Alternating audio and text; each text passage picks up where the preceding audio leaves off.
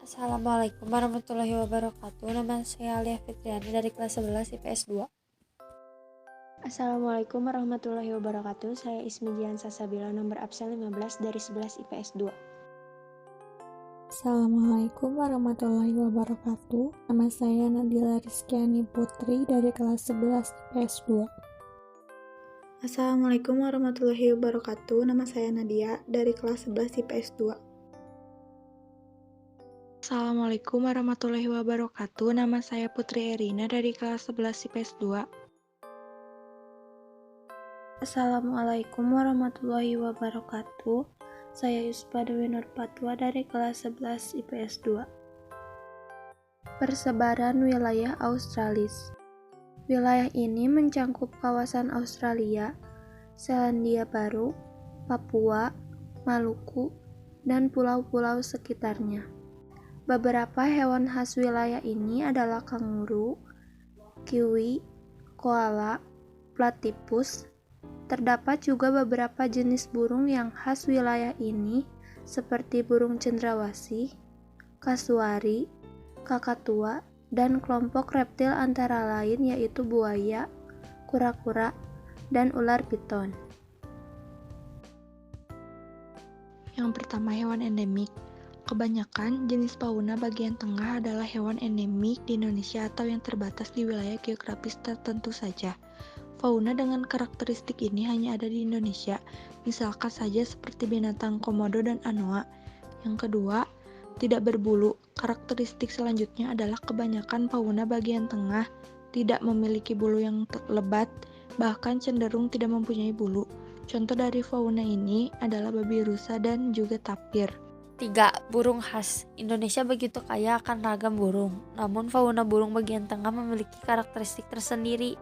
Adapun ciri khas dan keunikan yang ada, yakni merupakan jenis dari hewan endemik di kawasan Indonesia Tengah.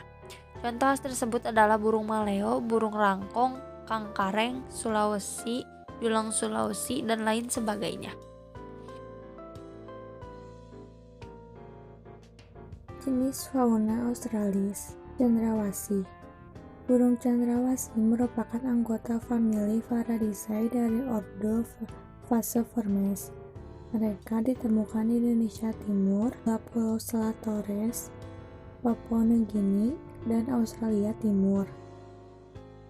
Kanguru. Kanguru merupakan hewan mamalia berkantung asli benua Australia. Ciri khasnya adalah kaki belakangnya panjang, kaki depannya pendek, bergerak dengan melompat-lompat dan memiliki kantung. Koala. Hewan marsupial ini dijumpai di daerah beriklim panas dan dingin, mulai daerah tropis di Queensland sampai daerah Victoria yang beriklim sedang. Makannya hanya dedaunan dari pohon eukaliptus tertentu. Hampir sepanjang hari, koala tidur di cabang pohon dan makan pada malam hari. Landak. Hewan ini ditemukan di Asia, Afrika, maupun Amerika, dan cenderung menyebar di kawasan tropika. Landak merupakan hewan pengerat terbesar ketiga dari segi ukuran tubuh, setelah kapibara dan berang-berang. Casarius. Casarius adalah salah satu dari 2 genus burung dalam suku Kasuari. Genus ini terdiri dari 3 spesies kasuari yang berukuran sangat besar dan tidak dapat terbang. Selanjutnya ada kuskus. Kuskus adalah nama umum yang diberikan untuk spesies untuk 4 genus possum Australia. Genus yang termasuk spesies khusus yaitu 1. Ailurops, 2. Palanger, 3. Spilocuscus, 4. Strigokuscus. Platypus. Hewan ini hidup di sungai-sungai Australia sebelah timur, dan hewan ini adalah hewan yang aktif di malam hari. Walabi. Walabi adalah salah satu dari sekitar 30 spesies makropoda. Binatang ini merupakan tanda informal yang biasanya digunakan makropoda manapun yang lebih kecil daripada kanguru atau walaro yang belum diberi beberapa nama lain. Huemul. Huemul atau disebut juga guemal atau rusa Andes Selatan adalah suatu rusa asli pegunungan Argentina dan Chili, yang mana pada saat ini huemul tergolong spesies yang terancam punah. Alpaka. Alpaka adalah binatang menyusui dari Amerika Selatan yang menyerupai lama. Alpaka berukuran lebih kecil daripada lama, dan alpaka tidak digunakan sebagai hewan pengangkut, tetapi untuk diambil bulunya. Kukabura. Burung ini dijumpai di hutan eukaliptus dan di daerah berhutan eukaliptus. Suara tawa burung ini lain dari yang lain. Mereka hidup berkelompok dan bersarang di pohon. Karakteristik fauna Australis. Ada beberapa karakteristik fauna tipe Australis yang tidak dimiliki oleh hewan di wilayah lainnya.